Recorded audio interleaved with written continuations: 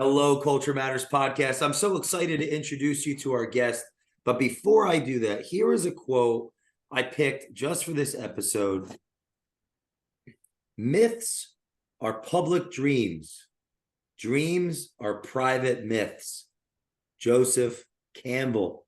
My good friend, Digitaljeff, is joining us today on the Culture Matters podcast. What can I say about Jeff? I could say he's an advisor, a mentor, a futurist. A lot of those that you've seen online that influence you, me, and others. Jeff is behind the camera, asking the right questions, giving counsel, and making brands come to life. And I'd say that I've had the opportunity to do business side by side in him and see his genius in action. And I'm so excited to get inside of his mind today. And you'll easily see him on Instagram. You should follow him at Digitaljeff for insightful and intriguing content around ChatGPT, the future, and this awesome podcast I saw him do with his family. So we can get into all those things. Thanks for coming on, man. Pleasure, man. Always great having deep conversations with you. Never on the surface, always going very, very into deep thought. That's why I love having conversations with you just in general. But if we're going to film it and have cameras rolling, audio rolling, bro, I'm even more hyped now. I actually want to start with some advice, because I'm looking at your background. For those that can't see, because they're not on the YouTube yet, it looks amazing. Thank you. And then I'm reflecting out loud about mine. So I want to ask, what's the importance? Where's the value in taking that extra attention to detail as it relates to representing our brands? Because it really shows in your work that I follow you, everything that you do. So why take so much intention to detail? What's the value? So the value is just caring for the person that's gonna see you. It's like doing your hair in the morning or like brushing your teeth, right? I tell people, like, if you're on Zoom calls 8 hours a day, why don't you take care of your appearance? And I mean, that's one thing, right? Like, ideally you want to make sure you show up, but I feel like the way you do anything is the way you do everything. That's the concept. And I've always been into the details of things. I've gone through like the whole spectrum of like being from engineering all the way to art, painting, and photography, videography, script writing. I've done all these art forms, and I'm very particular in the way I do things. And people either love working with me or they just hate it, because that's the way I am, man. I try to do things the right way. Not necessarily that means that they've been proven to be the right way. Sometimes there's a lot of experimentation with what I do. I also try my best to play with it, be playful with what I'm doing. I enjoy, like, even if it's just we're doing a Zoom podcast interview, I want the experience to be like if you're hanging out with me here in my lab. So I chose the right lens with the right lighting. I even added this. I want to turn this off so you can see the difference. You see that right there? Do it again. I added this. Oh yeah.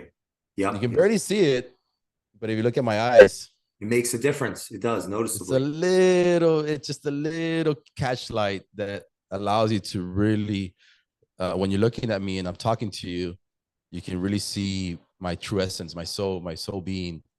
And that's something I learned through painting, painting back in college. We spoke about like different catch lights, and the reason the catch light's super important is because you can tell that person's alive and he's a human being. So when you do it, when you're painting or drawing, or even if when I started doing like commercial photography, I did a lot of portraiture, and I would focus a lot on the catch light on the eyes.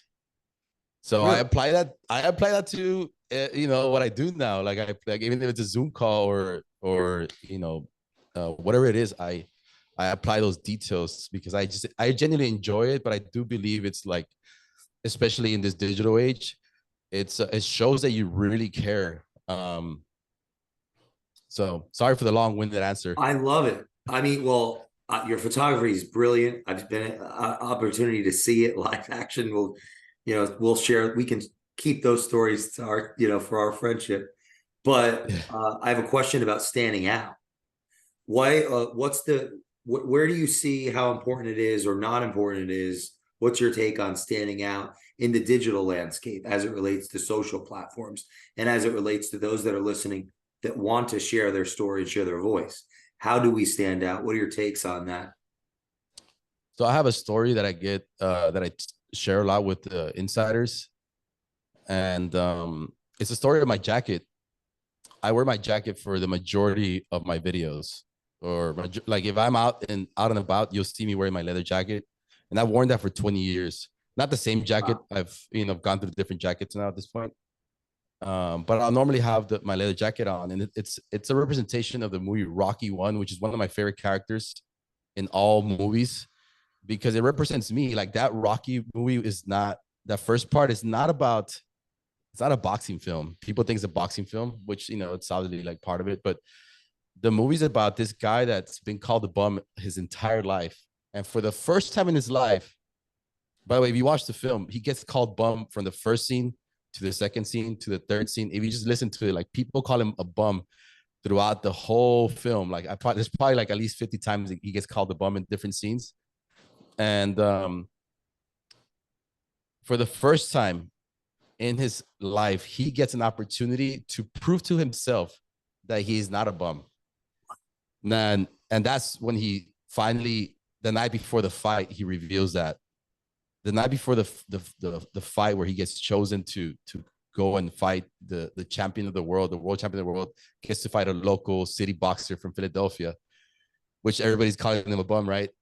Gets to prove to himself that if he goes the distance against the number one world champion boxer of the world, he himself will prove to himself that he's not a bum, not just another bum from the streets. So he throughout the whole film, as he's going through these scenes by himself and just being like overlooked by the entire world, and even his friends, not even his friends, his community overlooks him and bullies him.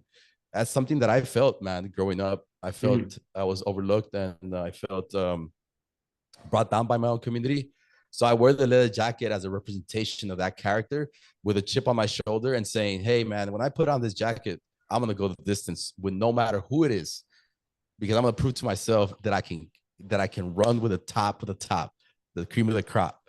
And yeah, it's so back to the question. Wow. And why I said this is because when you want to stand out with a personal brand, you got to be able to connect with yourself first more than anything. So when I put on the leather jacket, I'm not putting it on because it's cold. In fact, I wear it during the summers in Laredo, Texas, where it's 110 degrees. I put it on because it represents me and my soul being and what I stand for. And then when I put on the shades, it's the same thing. So everything that you see with me and in my brand, I have a direct connection with it. It's not me just picking and choosing random articles or random colors. Mm. I'm picking things that I associate with, that inspire me, that prime me. Like sometimes Wow. when you wake up, I mean, I don't know if you do this. One of the things I do in the morning is like I'll normally listen to like Eric Thomas on YouTube for like Oh, 20 he's minutes. amazing. Yeah, so he like it just primes you. It like gets you into the right frequency for you to be able to execute whatever comes your way that day. And that's the same thing I do with the things that you see in my personal brand, from the colors to my logo to the sound effects that I use, the sounds that I use, the way I wear the jacket or whatever it is that I'm wearing, the lighting that you see. It's all inspired by something, and it's part of who I am. So even without me saying anything, Wow. if I haven't said a word and you're just watching one of my videos and you're just watching it on mute with the captions, there's so much connection already there, because it's not that I'm connecting with a person because of what I'm saying. It's that I'm so connected to myself that allows for me to connect with somebody else. And is there a communication? Would you say that there's a communication going on be, without the words because you've put so much intention behind what you're Correct. even wearing? Yeah, How correct. can how can we begin the journey of tapping into that for ourselves? Yeah, so I call it find your jacket. That's the first step. You I gotta love find your that. jacket. You gotta find out what triggers you, what's inspired you, what's molded you. Like something we did with Brad Lee is like we created a bank. We call it the bank, right? And the bank is like a spreadsheet with like every story. And when I say every story, like when you start writing down stories that like changed you or added giving you lessons in life, experiences you've gone through, like there might be 3 or 4 like powerful ones, right, top of mind, but then there's like hundreds that you haven't even that you probably forgot about already, things that happened to you when you're like 8 years old that you forgot about. A friend said something, or a teacher said something, or a trip you went with, um, an adventure, you did something that was out of character that changed you. All these things Some are coming have, up right now. yeah. So all these things are what your brand really is. So when you're trying to connect to your brand, I always say to people, make a list of your top 10 films. Top, doesn't have to be top 10, but make a list of like the top 10 films, top 10 characters in films, top 10 songs that like get you going, or artists, like rappers, singers, Bob Dylan, whatever. You make a list of the songs that connect with you, right? Make a list of like the hobbies, things that you enjoy doing, who you enjoy doing them with, right? Make a list of the people that you see every day, whether it's through email, Zoom, or that you actually see in person.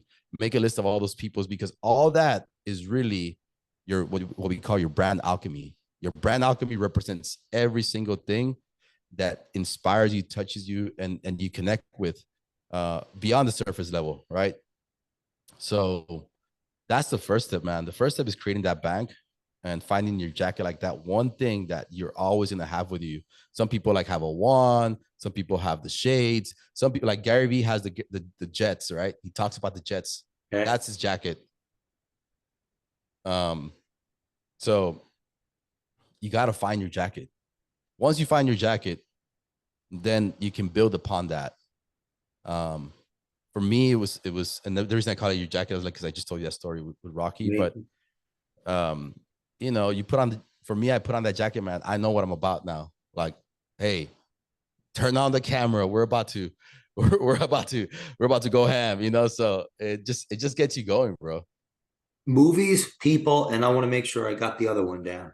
Or there was another one. Hobbies, hobbies. You know what? Let me. I can pull it up right now. Actually, I can send you a copy of this. By the way, I teach it inside my brand course. Is there a way that the audience can have a call to action to it? I mean, it may as well help them. Yeah, yeah, definitely. Let's we can either put a link down below. Is that an option here? We can likely So put it in the notes when we release it. yeah, let's put it in the notes so you'll have access to a template. Just make it. What you're gonna do is you're gonna open up the link, and you're gonna create a duplicate into your own Google Drive. Don't Amazing. don't don't mess with the original. Well, thank Yeah, you for this. yeah. I think there's a way. So Is the uh, idea to get clear on who you really are? So looking at who is in your life, looking at what movies that you attract to and hobbies you have, is it to increase in awareness so you can get clear on what that jacket is, to then use it, to then lean into it for the brand? yeah, it's like what I said about like this idea of being primed. Sometimes we even forget what we're doing and why we're doing it. Like Yeah. what like why am I doing this again? So it might not be doing this. It's so weird because when I started like being very conscious about this, I'm talking about maybe back in 2017, I started being conscious about everything that I'm doing, and like I started seeing binary, like the good and the bad, uh the people, not necessarily the people, but like the not specific names, but like the type of person that I want to associate myself with. Mm, And it was never about money or followers or anything like that. It was like, are they part of the white light? Yes or no? wow. All right. But um these these things that inspire you it's your why. It gives you your why. So when you have an article, like a tangible material or an idea of fully understanding, like that actually gets under your skin, right? By the time you show up to work, you're already primed. You're already ready to go because you're fighting for that. You're fighting for that person. You're fighting for that idea. Um, One of the things that I always tell people is like, I mean, I grew up very humble. Parents had provided everything in the sense of like love, care, everything. I mean, I felt like I didn't know we didn't have things until I started, exploring. It's amazing. So, but so I had a great childhood, but I never understood like, I guess what real money was until I got older, and I fight for that 18-year-old version of me every day that's struggling because I'm not sure if I shared my backstory with you, but I got married at the age of 17, and instead of me going to film school, I ended up just going straight to working an 8 to 5 job, and got married at the age of 17, had my first kid, and then had my second kid a year later. So two of my kids are, over the age of 20. Oh, wait, Genesis is 20, Jeffrey's 21, Jeffrey Jr. is 21. But I ended up having 4 kids in the next 4 years. And I was always like having like a full-time job and then trying to figure out a side hustle that could get me out of poverty. Right. So that right there, that 18-year-old kid that was trying to figure it out, there's millions of 18-year-old kids out there right now going through the same exact problem. So when I show up in the mornings, I think about myself Mm. at the age of 18 and what he was going through and the emotions, not necessarily the emotions, but the trauma, the frustration. And like, let me be that mentor to that kid. So these are all things that are within your reach right now. If you still don't know, especially like when you're trying to build your personal brand, or you're trying to build a brand, or you're trying to have a voice, you got to know why you're doing it, who you're doing it for, and be reminded of that every single day, because that is your why. There's no, you can't sugarcoat, you can't lie to yourself. You can say, oh, my why is like, I don't know. You can come up with different whys, but it always, when something gets under your skin, even if a year passes, 2 years pass, 10 years pass, and it still gets under your skin in a good way and a bad way. For me, it's a very emotional connection that I have with my 18-year-old self. And I'm so glad that kid didn't give up, man. I'm so proud of that 18-year-old kid. Even though he was broke, I'm so proud of him because he never gave up. He kept studying, he kept researching. I'm talking about 2002, before there was like YouTube, before there was mentors out And there, that was before after there that was, was in the .com bubble. yeah, that was a dot come up. And what really helped me out was that I learned how to code. I learned the HTML, and then I learned photography, and then I learned journalism, self-taught, you know, how to write, how to shoot video, how to like everything was self-taught. So I grew this like different. I have like a different way of learning things than the traditional way of learning. So not that I don't believe in you know college or anything like that. I do believe in all of this, but I just didn't have the opportunity to learn like that. So I had to teach myself, and so the way I see things is a little bit different because of the way I taught myself. What do you say to someone listening that is in a position where they need to teach themselves whatever it is that they're That facing right now? you have a unfortunately, you didn't get you didn't get pocket aces. You didn't get the cards that normally win in life. So the odds are against you, but just because the odds are against you, this is not possible. I got to think about it. Like if I did it with 4 kids married and was able to break through out of poverty back in 2002, you can do it in 2023 when there's plenty of resources. In fact, I have a program which is less than 30 cents a day where I mentor. I have over 300 students where I mentor these students through live calls and actual video content from how to launch your own agency, you know, which was really what helped me. I've had all these kind of different agencies, but no matter what you like, there's an agency you can launch right now, and you can make easy. Mm. I don't like saying the word easy because it's never easy, but you can, if you put your mind to it, you can go from not making any money to maybe up to 10K a month within the first 3 or 4 months. I would say the first 90 days you can be making 10K a month. So it's doable. Just go out there and find the resources. Sometimes you got to pay a little bit extra money. I'm telling you, like $8 a month is what I charge. Mm. Like there's no coach out there that charges $8 a month. Like people like you try to find a coach to mentor you right now, you're gonna pay, you know, 3, 4,000, 5,000 a month. Um, you know, some coaches are more expensive than universities now. So find the How did, resources. go ahead, sorry. Yeah, I mean that was it. That was the answer. You're, from my understanding, you grew your Instagram following exponentially within like rapid. Mm-hmm. What are some of the don'ts?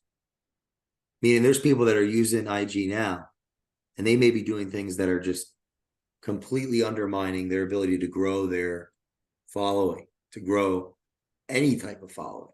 What are some of the don'ts if you were to think in that sense? The don'ts, I would say, don't don't hold back from posting. Like go out there and just have fun with it. One of the first videos that went viral for me, I wasn't even gonna post it because I was tired that day. I had given myself like, because you know, so for context, if you're listening right now, I've been building personal brands since 2015. I've been behind the scenes since 2015 building other personal brands. And this year, for the first time, I was like, let me focus on my personal brand. So March 12th, March 13th of this year, 2023, I said, okay, I'm gonna post every day moving forward. The first week I only posted 3 times. So I failed the first week. Wow. The second week I got called out by one of my good friends, Sam Ocean. He called me out. He was like, Jeff, like what happened? Like if you really want to do this, you have to post every day, like you promised yourself. The way you preach to your clients to post every day. And I was like, you're right. So he held me accountable. And that following week, I started posting every day. And I had one video kind of go viral. But then I posted another video like a week after that, like going 2 weeks consecutively posting. Um, One video just took off, and that video I almost didn't film because I was frustrated that day. I had I had filmed like 3 different podcasts that day, and then done client work and all this, and I was like, nah, I've already worked enough today, but I was like, no, I have an obligation to myself. I filmed the video, posted the video, and you know, it got me, you know, over 100,000 followers. That video by itself got me over 100,000 followers, and Wow. it probably has like 200-300 million views across all platforms. Um, yeah, so you know, you just never know. You just never know. So have fun with it and be consistent with it. Make a deal with yourself. Mm. Like I'm gonna post once a week, post once a week. You say you're gonna post 3 times a week, post 3 times a week. Whatever deal you make with yourself, just do it. Um, so When did you see, you said, mentioned 2015, started working with brands behind the scenes. What was the catalyst? What did you see that other people didn't at that time in the value of the brand, the personal brand? I just really understood personal branding so well. Such a very early like Web 2.0, when Web 2.0, like MySpace went onto Facebook, like 2008, 2009. I instantly understood it. And I didn't know it was going to be to the spectrum that it is right now, where even if you have like 5,000 followers or 3,000 followers, you can make a really good living out of this. You don't need 100,000 followers. You don't need 1 million followers. You can make a decent living as a creator with a personal brand, like a very, I call it very dense personal brand with 3,000, like even like 1,000 loyal followers. you'll make a really good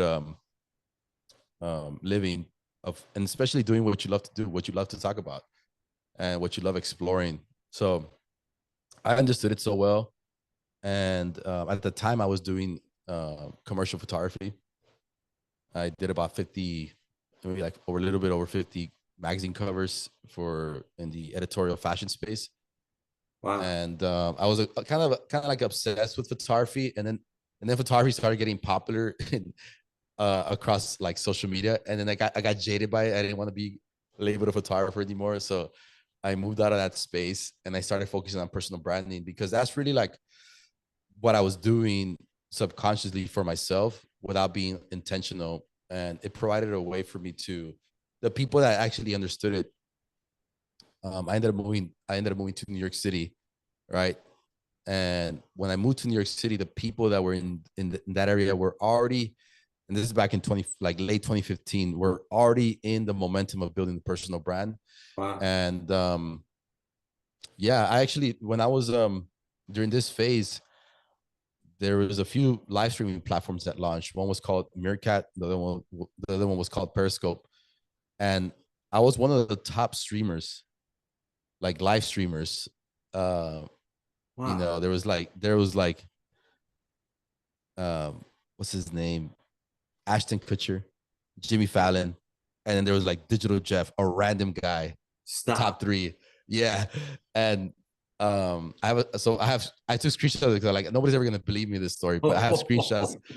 And so because and the reason I was it's not that I was so good at live streaming, it was that I just understood the technology and I Mm. understood what was gonna happen next.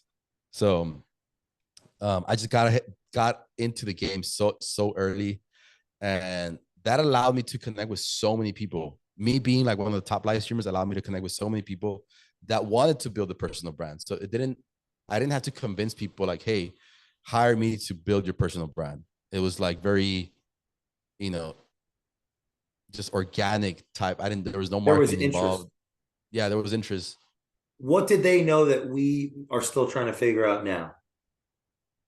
What was the value Uh, of it? What, right? What did they know that we're still trying to figure out? Because I was about to ask you, what's the value of a personal brand for those that aren't even thinking in these terms?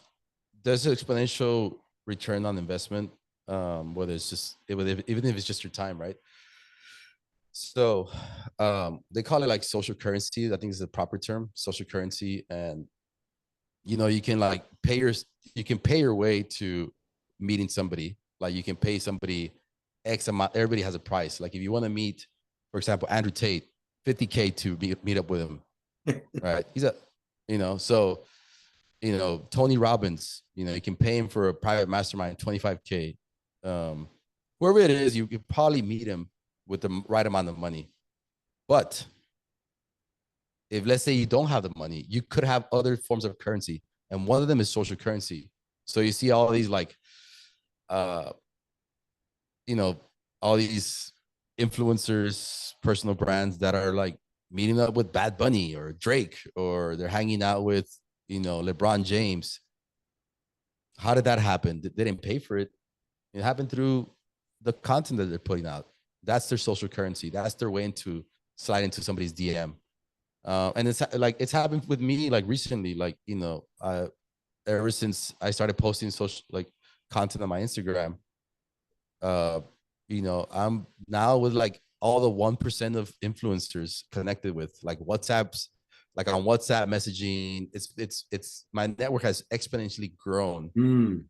because of me deciding to start posting content online. It's a direct, like, before posting online, after. This is your true. There's two different realities that you have. And I'll end that response with this last one. This is called the great online game. Have you heard of that concept before?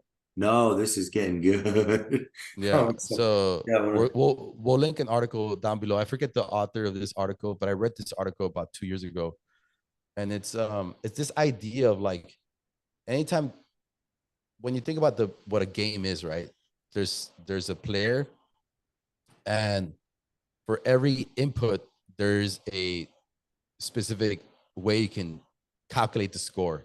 like whether you leveled up, leveled down, so like let's say you send 100 DMs today, all right, and then one of those DMs responds to you, and then it changes your life. It changes it gives you a connection with somebody now. Mm. Now you just leveled up. You got a new, maybe you got a new client, maybe you are, I don't know, or it could be also, I uploaded a new video. That new video upgraded my social currency by 1,000x. Mm. Now it changes the trajectory of the future of my life. It changes every interaction, every door that I used to have to knock on. Now is just open. Come on in. So that's the great online game. You can Mm. measure your actual input into the social media spectrum, whether it's Twitter, whether it's YouTube, whether it's Instagram, whatever platform it is, you can measure how it's changing your life. And some people like, they say, well, I posted 100 times and I didn't get any views. So that means you were just really bad at playing the game. That's all it means. But you can get better. You can level up. You can find new ways, new ways to go about posting, about building, like in this case, building your personal brand. And then there's new algorithms that come into play. So just Mm. because you sucked in the last version of the game doesn't mean you suck in today's version of the game. And just because you were good, I've seen a lot of brands do this. Like a lot of the brands that were hot in 2015 to 2018, they died out. They no longer are relevant because they Wow. never upgraded their character. They're still trying to create 2015 content in 2023. It doesn't, a pretty photo with a cute butt, it's not gonna generate any impact. Wow. The six pack's not gonna impress anybody anymore. Your Ferrari parked outside your house is not gonna impress You think that anybody actually anymore. goes backwards in some way? Well, Things start it can just start to work against you. yeah, I would say it just changes. Like you Mm. can't expect to have the same amount of impact in 2015 than in 2023 if you're creating the exact same content. Um, you've seen, like, for example, Jay Shetty is probably a relevant name that we can make it Yeah. like so. Jay Shetty used to do like these monologues, inspirational monologues of Yes. insights, like 1 minute poetry, right? What That happened? wouldn't that probably wouldn't work anymore. Now he's doing like long form podcasts with like top celebrities, the 1%ers of the world in the eyes of mainstream media. That works for him now. But these monologues probably wouldn't work for him if he started today in 2023 doing these 1 minute monologues that he had in that blew up his brand in 2017 or 2018 on Facebook, Uh, because he was getting like 40 million views a Him and month. Prince Ea, are you familiar with that guy? Yeah, They both used to do that. they both used to do that. I don't know if it work anymore. You know, like there's Is too all right. I have many other people doing that. do you think that at some point the creators reflect the current state of the culture? What's in, what's not in? Like they're we're they're it's almost as The if they're smart ones. brokering messages. Uh, Yeah, so I like the way you framed that. I'm So trying to grapple with these concepts, right? Because you said something on another podcast. You said it on Dropping Bombs. I was watching that to prepare for this. Shout out to that episode, great episode, about the idea that I'm going to paraphrase me. You could piggyback and help me out here, but you were future casting the role that creators are going to play in the marketplace in the future that we can't even grasp, really conceptualize the role that creators will play in the future. It's not just entrepreneurism. There's another ism or something. I don't know if you could piggyback on that or unpack that, elaborate. yeah, think about Jesus, man, and like how one person was able to change the world. I And just got chills because I used to say, what if Jesus had a podcast? yeah, exactly. So now, you're talking about people having the ability for the first time in history, you can post something right now, whether it's a 5 minute video or a 10-second video, and the entire world, billions of people can instantly have it running and see it on their, they can open their phone and they can see you say that. And when you understand the way the algorithm works and the way the game works, it's not that hard to break through, especially, you know, in a world full of NPCs, as it kind of like, you know, people doing the same, copying each other and stuff like that. So you can really break through. So you saw it happen with Andrew Tate last year, and how he became the most Googled man on earth for, Wow. you know, for a few months. One person was able to inspire and change the mentality of many young individuals. So there's definitely more than just like, oh, you can build a business, or you can build like, you know, you can, if you're a consultant, you can get more leads, or you're a realtor, you can get more leads. Like there's more, there's way more to this. In fact, I feel like, you know, in the future, you'll have the way like CNN is right now, or ESPN. ESPN might be a better example, like where there's like 8 different sports commentators, right? And they're all under the ESPN umbrella. There'll be like, you know, 8 different sports commentators that are under the Digitaljeff umbrella, you know, speaking about sports. And that's where you get your sports from. That's where you get your insight from.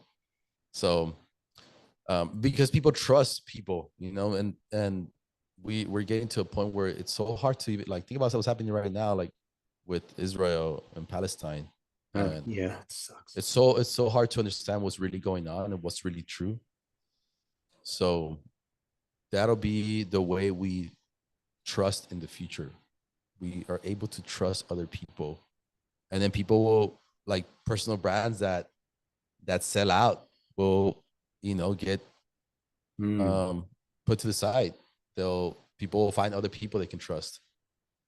So maybe that's back to the don'ts question. Don't lose the people's trust. Be That's another real. good one. You Yeah. said don't hold back, be consistent, and now don't lose the trust. Don't lose the trust, man, because this is play the long game. Play the longest game you can. Make believe you're gonna be 100 years old, still creating content, and play it like that. Hey, what does You know, content actually mean? Right? What is content? We can break it down to. I would say it's a medium of the way you communicate messages. So, you know, it could be music. You know, like you see a lot of the top. If you go to the top 50 um, Spotify musicians, a lot of them come from a 15-second song that went viral on TikTok, where then the artist had to go and create the rest of the song because he only created the 15 seconds that hit. And now he's the top trending artist on Spotify. So he's like got deals coming in, he's got money coming in. Now he's like, I'm gonna do the whole album now. So content is just a form of communicating, whether it's through, and then it's like Marshall McLuhan said, the medium is the message, right? Yeah, I love that author. So content is a medium. And depending on like, so for example, like if you put a podcast mic in front of me in 2023, right? And you see a video on your Instagram feed with a guy with the podcast speaking, it automatically has like a level of credibility, like, oh yeah, he knows what he's talking about because he has a podcast mic in front of him. I'm doing everything wrong. I agree with that. That's the Yeah. implicit bias would be, yeah, the bias would be, well, why is it association? We've seen Howard Stern, we've seen disc jockey. Yeah, we just That's trust embedded in our, in our mind. Is that what that is? Yeah, it's embedded. But now is that why I say the year 2023 is because in 2025 there'll be so many people with a podcast mic that you are not going to be able to trust everybody anymore. Wow. Yeah, you won't be able to. So then there's even people that just mock the whole podcast thing, like they'll They'll do like a mock podcast, I and they'll follow go. some of these TikTok thing, or I don't know They're my what page it favorite. is. They're my favorite. It's They're my favorite. hilarious. I think we're Hilarious. talking about the same thing. Where I don't know, it's like Drillionaire or something, and they're like making fun of. I don't know. I gotta find. I'm not, but they're I acting love. real serious in the room and giving the Yeah. advice Yeah. satirically. Yeah. Like, yeah. That's exactly what I'm talking about. I So woke up eventually, and I did this because without me doing this, I don't know. yeah, exactly like that. So, So in a few wait, the point years, is things people won't start to trust go this. backwards. You have to constantly be evolving, constantly changing. Correct. Like I can guarantee you, like Jay Shetty, going back to the Jay Shetty example, he's not going to be interviewing people in 2 years anymore because there's not going to be a return on investment for his growth. He'll probably be doing like movies or something. He'll be like doing like a Netflix series on, I don't know, like it's Mm. he will have evolved by that point if he wants to stay relevant, and that's the hard part. You see people that have stayed, more than relevant for more than 2-3 years. They've evolved during those 3-4 years, 5 years. Jake Paul was what was it called? Vine star. A Vine. He would do like 6-second videos. Wow. Then he became a YouTube blogger, right? And then he became a musician, and then he became a boxer. And now he's an entrepreneur that has a media company where he's like going against the conglomerates like UFC and WWE, and he's going against big industry. So he's evolved so much that it's almost like going through a hero's journey. It is going through a hero's journey, right? And Oh yeah. displaying it through different mediums of content. I picked that quote for you because Campbell, Joseph Campbell. Can you I'm going to say reread it. What'd you say? can you say the quote again? Yeah, yeah. I'm trying to pull my phone up. It's not. My phone is not. It's acting up right now. It was the myths are the public dream. Dreams are private myths. I'm paraphrasing. A myth is a public dream. A dream is a private myth. Pretty sure that's what it was. A Explain myth, that to like a me. story, is a public dream, and a dream is a private myth. So I picked that for you. Joseph Campbell's the guy that came up with the hero's journey. He was a mythologist that also left school. He never finished his dissertation, and he actually Mm, pursued his learnings of mythology. He dropped out of his PhD to travel the world and to study every culture he could to figure out, like, who are we? What are we? Why are we here? And he's got yeah. all these fantastic books on myth. But yeah, what are your thoughts on that? The myth is the public dream.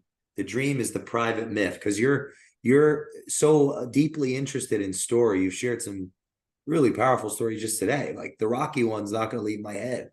What are your thoughts? Um, I'm trying to like I'm trying to fully understand what it means before Me I too. speak about it. The dream is a public myth. The myth is a private dream. I think it's important for everybody to find a true connection to their true soul being. Mm. Sometimes I feel that me personally, I've gone through obstacles in life where I start, for some reason, I feel like I have a chip on my shoulder where I shouldn't have had it. But that chip on my shoulder got me to a new destination, I arrived to where I wanted it to arrive. And when I got there, it was like, it was a little bit bittersweet because the satisfaction was mere, not what I imagined, right? And we chase something else and we chase something else. So I feel like it's important for us to be real connected to our true essence of who we are and be not necessarily okay with who we are, but understand why we're fighting for things. Um, Sometimes we get into missions that Mm. don't serve us. They're not part of us. And a lot of money has to do a lot with it. Like when I was younger, I would do things because I needed the money. I started this company called Unsigned with my partner Roberto Nixon. And the meaning behind Unsigned is to be able to say no to any contract and only say yes to yourself. Be able to say yes to what your true sole purpose in life is. I want to say yes to me only. And it's not in a selfish way, it's in in an empowering way, because I feel like money corrupts easily um our dreams, man. And then you get stuck there and you don't, and then you go a little bit bitter, and then you start getting jaded by industries, or you get jaded by what your intentions were. Mm. Um and then you miss out on the, how beautiful life is, you What are know. some of the traits of the most successful people that you've met, interacted with? Because you have crazy role. Successful is a very, like, I don't like the word successful, man, because it's perceived by money, you know. Well, that's one of those myths. Yeah, so for example, I believe the most successful person that I know is my father. Why? uh, because he's here, man. When he's here, he's here. He ain't nowhere else but here. And when I tell you that, is because if you meet him, he'll be there.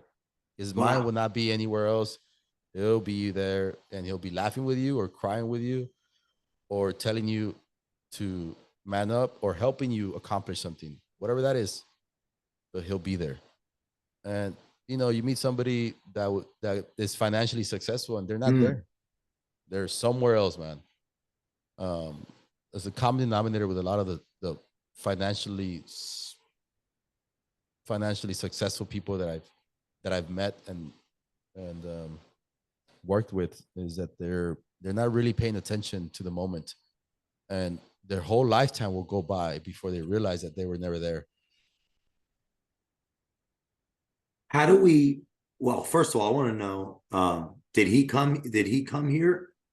Did he immigrate here? My father's born in Mexico, Guadalajara, Jalisco, and immigrated at the age of 19 into the U.S. He Wow. came in a train, bus, and then he crossed the river, Wow. found a way to get a flight from Laredo, Texas, where I live now, to Chicago, Illinois. My mother also is an immigrant. She left her house at the age of 16. Wow. They were both studying English to learn the English language in a local community college. And that's how they met. And, that's how I was born. So it's just different, man. Like, it's so interesting. So I've met like a few other people that are like, when you meet them in person, you're like, wow, this is why they're successful, right? Quote unquote. The other person that really struck me was Eric Thomas. I got to hang out with Eric Thomas back in 2017, and for like a couple of days. And the moment I met him was like instant. It's like I was like he was like floating or something, like Whoa. like he was levitating. But his the way he would look at you and the way he would listen to you, he was there. And it reminded me of my father. It reminded me of the way my father is with me. And yeah, that's, and any time that you speak to them, speak with him, he's always there. Um, Do you think that's part of why you're like a culture guy? You get culture. yeah, I'm also like, I've always been like a kind of like a historian.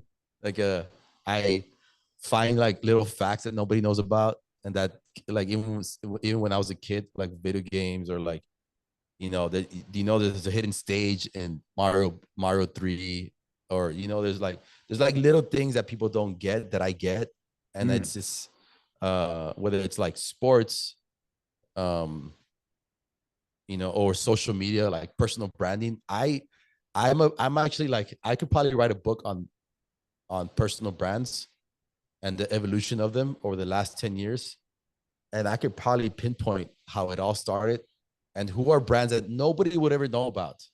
These are people that changed the game, that got people to that next level, but nobody will ever hear about them because they just, they just didn't keep going. And then there's people like Gary Vee that, he launches the book Crush It, and he's still in that. If you read Crush It, he's still doing that. How He how never. instrumental do you think he's been in the space? How influential? That's a great question. He's definitely a somebody that's been able to distill like what's really going on. I remember reading the book Crush It, and I was like, finally somebody gets it. Hmm. Yeah, let's go, Gary Vee. And so I guess there's a lot of like things that I don't agree with Gary Vee when it comes to personal branding. But he's definitely been like somebody that has been able to, regardless of like what it is, like he's changed the game definitely. So I definitely idolize him as a personal brand, as a mentor. I've actually been able to meet with him multiple times throughout my career. I've been able to film him, like firsthand. I did a whole YouTube video with him, and I've been on private meetings that were recorded that never got out. I still have access to those. He gave me my first interview when I moved to New York City on a one-way trip. I wanted to meet Gary Vee. That was like one of Wow. my goals. This is back in 2015, and I almost gave up on doing this documentary. 3 weeks in, I didn't even get to do like one interview in 3 weeks, knocking on people's door. Nobody would give me an interview. And Gary was the first one that said yes to me. And the Really? way it happened, yeah, the way it happened is by far one of the most divine moments of my life. So I had quit everything I was doing back in Texas. I bought a one-way ticket to New York City. I'm like, I don't have money, bro. I'm like pretty much just hoping that this takes off, hoping my YouTube channel takes off. I'm like in the hopes of like just burning the boats, right? Yeah. And 3 weeks into New York City in the dead of the winter, I haven't had any success. I'm staying in this little 600 square foot apartment that I'm sharing with 3 other guys. I'm staying in the couch, walking around New York City in the dead of cold, and I don't have any friends. I don't know anybody. One guy, Brandon, he hooks me up with tickets to the Jets game. He's like, "Hey, Jeff, Gary's gonna be there. I know you want to interview him. Try to find him." So I show up to the game, right? Wow. I show up to the game. I'm on Snapchat refreshing Gary Vee Snapchat TV, like post anything. At the time, Snapchat was hot. He finally posts a picture of himself wearing the jersey. I think it was number 74. Dude, I was like, I thought I was like, that's all I need to be able to find him. No, bro. Like everybody was wearing that jersey. I guess it was the only good player on the Jets team that year. And I go to the restroom and I'm like super emotional, man. Like, man, this is gonna be harder than I thought. And I just make a quick prayer and I say, God, I need some type of like support here, like some sign, something for me to just keep going. Cause I'm out of money. I'm I haven't seen my kids in 3 weeks. My wife in 3, 4 weeks. I had a one way ticket. I probably don't even have enough money to fly back anymore at that point. And nothing is going right. My documentary that I'm filming is not paint. Like it's not. Nobody cares about what I. Nobody cares about my camera and my mission. So, anyways, I make that quick prayer. Oh, I go sit down in my seats. They're actually really good seats. And there's like people, like the players are still warming up. There's the national anthem still not even like, not like, it's still like early in the game, and I'm there just like, damn, what do I do, right? And I shit you not, bro, I hear Gary's voice behind me. whoa. I literally hear Gary, and I'm like, am I hallucinating? And I look back, He's in the same seat, like my seat's here, 3, 4 rows back behind me, same exact seat Wow. behind me, sitting there by himself with, he was with his father and I think his brother or Oh a few wow. other, and he sees me with a camera. And I have, by the way, I have this, I press record and I turn the camera at him and he points at me. He's like winks at me, points at me, dude. Like when that happened, He knew it. I was like, well, it was at that point, it was like, bro, thank you, Lord. Thank you, Lord, for this moment. I went up there, I spoke to him, I told him about what I was doing. And he's like, hey, kid, like, I never do interviews during the Jets game, but because of your hustle, come during halftime, I'll give you an interview. So we did the interview in halftime. And yeah, it was like a 2-minute interview. I was so nervous about it. But it gave me a spark and it gave me an opportunity to say, hey, this is possible. This. Let me just keep going. The next day, I met somebody else. The next day, I met somebody else, and it just after that day, I got all the momentum I needed to just crush it. And I never moved back. Well, now I moved back. Years Yeah. later, I moved back, but I didn't have to move back at the moment. I just kept working it, and then I got to travel the world. Um, got syndicated with Entrepreneur Magazine. Had the only show, one of the top shows. If you saw any entrepreneur from the year 2016 to like 2018 on YouTube, it was my camera filming it. If you had not persevered, what's what's the story? I never thought about that, so I don't know. I don't know. We've been Yeah, I don't recording, know. right? Damn, that was like that's a no, Yeah, we're recording. Yeah, I'm just yeah, Jeff. yeah, bro. I have the footage and everything. By the way, that footage There has are never been people that need released. to hear this. Like they're at a Jets game right now. They're at their Jets game right now, and they need Yeah, they're in that restroom stall that I went to pray. how what role has God played in your life? Oh man, I walk with God, or God walks with me, because I'm probably trying to keep me. I mean, God's been since I can remember. I'm talking about since the start of my memory. I have had God with. I feel God with me all the time, which is why I'm fearless. Like you know, I got married at literally a week after I found out my girlfriend was pregnant. No, I didn't think about it twice. I didn't say this is going to be impossible to raise a child at 17 without like education, without a network, without any money, without a car, without a job. Like, let's do it. Got my parents' approval, got married, and kind of the rest of history. But It God's never been a crossed your huge mind to role. just say, because I never met my father. Like I'm just think that he might have been had a reason why it scared him, right? Or whatever. Yeah. But that didn't cross your mind, or you said, this is how I do it. Maybe because like I just was fearless, man. So, everybody that I spoke to from that moment on that I told, hey, Susie's pregnant, gave me this weird look like, oh, you just fucked up. So I'm sure your father went through the exact same thing where everybody around him, I mean, my mother, which I love dearly, she's my number one cheerleader since I can remember, also doubted me. That moment I told her, she was so upset at me. She was like, you're never gonna be able to do anything with your life. Like your life's over. Like hearing that was like one of the scariest moments. I'm like, what? You're doubting me? Come on, girl.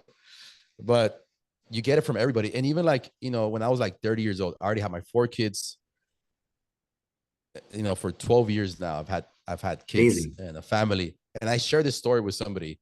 You're like, what? You have 4 kids? Man, you look like a kid yourself. Like everybody I told that I had a family and kids, every single person, not one person didn't have the same reaction. They all freaked out. and they all gave me this weird. They made a weird look. They gave me a weird look. So imagine me having to see that.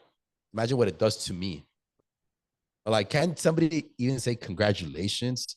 I Isn't just want to raise can, my hand. I'm pretty sure I was excited for you. yeah, I'm sure. But we met in different So contexts, but yeah. yeah, so now 20 years later, 21 years later, people are more like, oh man, you did it right. You did it the right Oh, way. And interesting. so Dichotomy, contrast. yeah, and it's because I was able to persevere. And if I wouldn't have persevered, and I would have still been working at Pizza Hut right now, people would have said, yeah, we told you so. Oh, so back to the question. Sorry, I deviated when I threw that grenade in there. The role of your faith. Man, I can go deep into that. I don't know how deep you want me to go, but It's so whatever you're comfortable with. Yeah. I have literally on Yeah. my For those that can't see, there's a pretty powerful tattoo on your what right arm? it's a Sacred Heart of Jesus with Wow. Simon and helping Jesus helping Jesus carry the cross. Wow. And I've had like two um experiences with Jesus. The first one happened to me in 2015 before I took off on this one-way trip.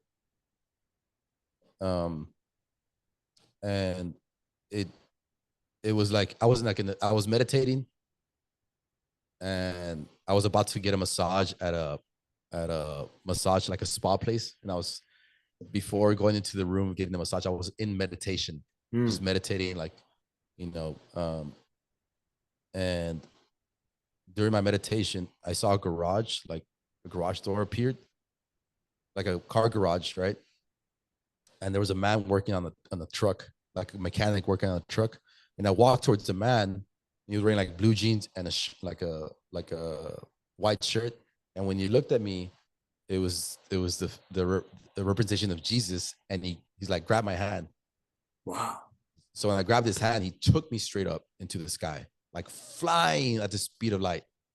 And I was able to see the earth or the world from like the view of a map, like watching, like looking over a map. And I freaked out. So I woke up, like I got out of the trance. They Hmm. call it the trance, yeah. And one of my best friends was next to me. He's like, dude, did you just see that? He's like, it looked like there was a flash of light that went straight through you. Like I saw it, he saw it. A flash of light that went through me. And it was the Holy Spirit that was in me now. So um I go back into meditation, and Jesus takes me through 5 different lessons that changed my life. And that's why I say I can go deep in this. I know we're at the Just hour, give us over the one hour. lesson and we'll have Yeah. an So open for part two. so I, so I have a tattoo, which was the last lesson. It says, "Be the light." That was the first tattoo I got on my finger. It's on my trigger finger too, where everything that I shoot, whether it's video or photo, use this.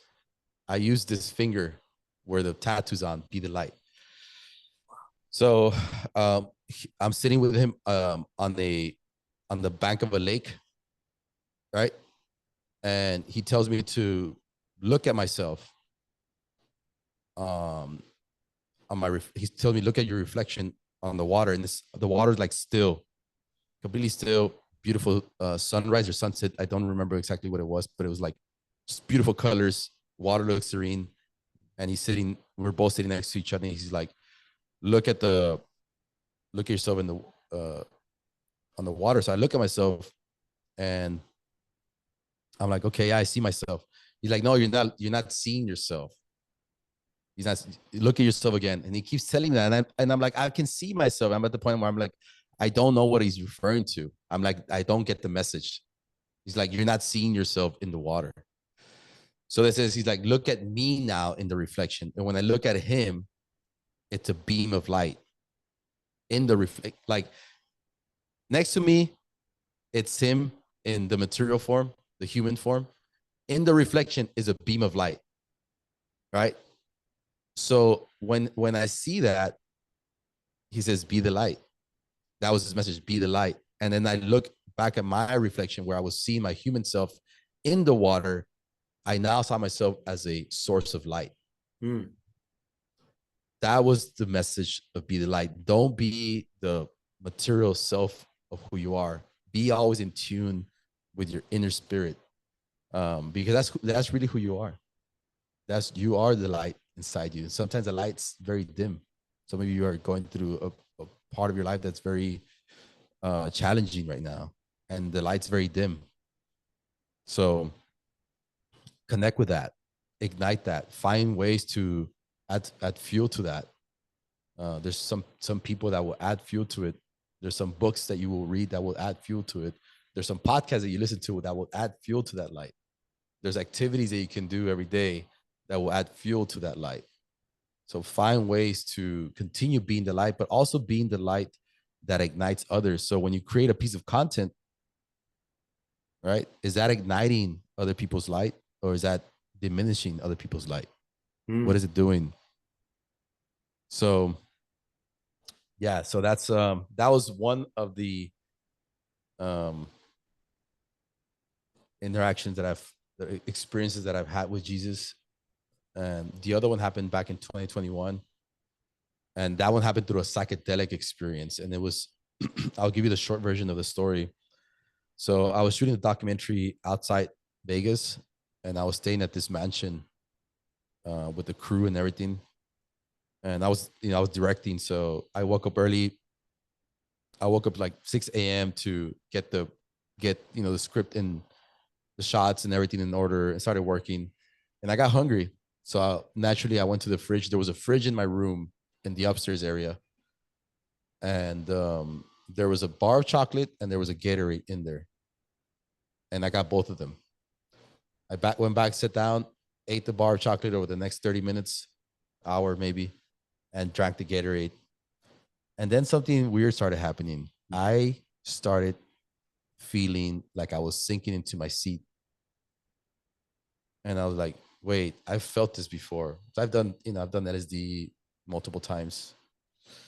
I've done 5-MeO DMT multiple times as well. Different psychedelics that I've experienced with. But this time it was just like, I literally felt that I was dying. So I got up, maybe it's about 7, 8 a.m. at this point, and I started looking for, walked downstairs, started looking for somebody else in the house to help me out. By the time I knew it, I was in a deep psychedelic state, and I was having like a panic attack. I went and saw myself in the mirror because one of the guys ended up realizing that I had eaten the chocolate that was there for other reasons.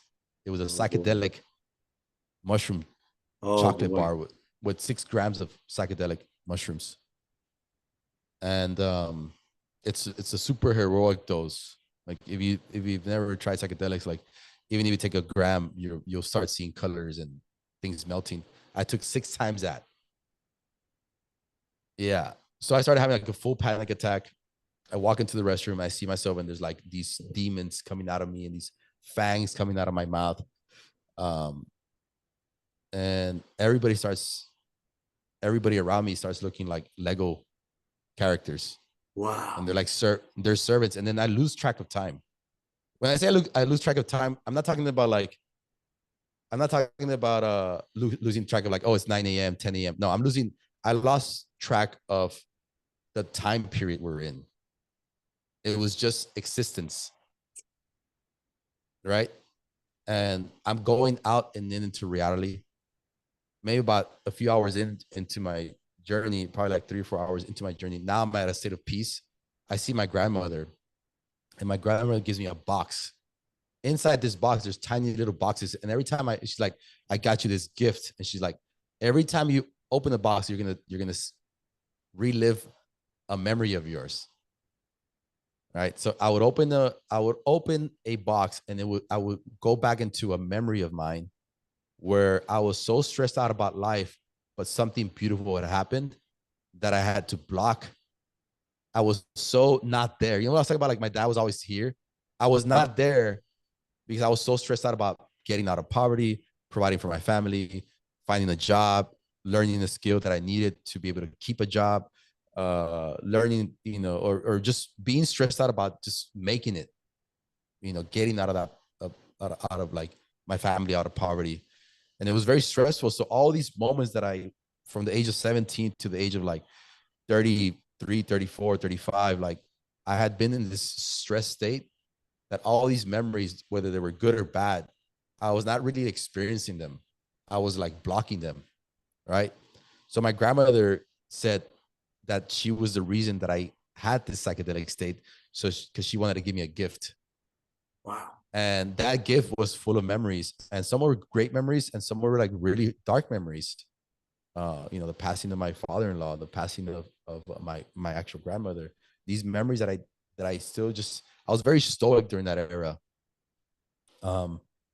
And if you would have looked, if you would have, somebody would have recorded me, I was like happy as fuck one moment and then crying, hysterically the next.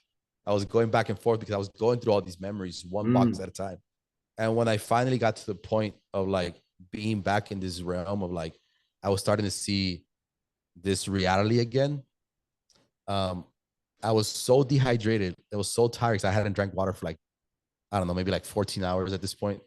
And I asked the guy that was with me, his name is Alex. Alex, can you bring me a glass of water? So he goes to the kitchen, comes back into the room where I'm at, and he brings me a glass of water. And this is like, it's a clear glass container.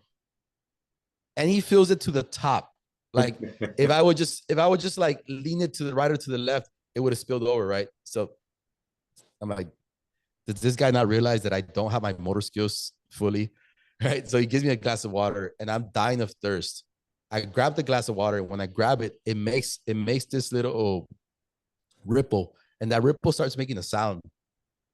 And the sound is so pristine that I'm able to see the sound. Like Holy I'm cow. seeing the sound. And I close my eyes. I'm dying of thirst. I haven't had a sip of water for, you know, I don't know, 14, maybe 20 hours at this point. Maybe, it was actually since I drank the Gatorade. So for like 14 hours, I hadn't had a sip of water. I close my eyes. I take a sip of water. When I take the sip of water, I go into this garden and I see a man kneeling down, praying. And I walk over to the man and I can see he's sweating. He's scared. And he's like praying almost like hysterically, right? And then he looks at me, makes eye contact. He makes direct eye contact with me. And when he makes direct eye contact with me, I open my eyes. And I'm like, who was that? Who was this man praying? And I couldn't uh, understand who this person was. And then it hit me. I grabbed the water again. I take another sip, close my eye, take another sip. I go back into that realm. And I hear is Jesus praying to his father, asking his father if there's any other way that he could fulfill his mission without going through being crucified. And his father said no. And he accepted the mission. He accepted that. So, and, and then I realized it was Jesus, right? I realized that it was Jesus. And I saw Jesus for the first time from the human side of Jesus, not the Son of God, not this miracle man, not this guy that can walk on water. I saw him from he also experienced fear the same way we experience fear. He also experienced fear. He didn't, because my entire life I had gone through dismissing his like, no matter how much I admired Jesus, I had gone my entire life dismissing his power, his courage, his sacred heart, because he's the Son of God. Of course he can do that, right? Of course he can heal, uh, the blind. Of course he can make a paralyzed, somebody that's paralyzed be able to walk. Of course he can walk on water. Of course he can feed 1,000 people with a loaf of bread. And it was very emotional for me. I literally cried for hours because I felt the pain, but I also felt his love for the first time in a way where even today, right now, I can tap into that moment and feel his endless love for humanity, his sacred heart. So that's why this tattoo here, I literally got it right after the Sacred Heart of Jesus. I got it right after that experience, because it's the all-loving side of him, that he was able to do what he was about to do only because of his pure love, his Sacred Heart. And when I tell people like that come to me and they'll ask me, like, how do you find your passion? You know, how do you find your purpose in life? They're like, if you can't find your purpose in life, it's because you're being selfish. You're only thinking, you got to find people that you love and you would do anything for, and find out what that is. Find out what you would be willing to do for that mission. That's where your purpose comes from. So being selfless is, I would say, one of the first steps in finding your true purpose in life, your true passion in what you want to do. And yeah, man. So that was my experience with Jesus. My second one. This was, a few years ago now.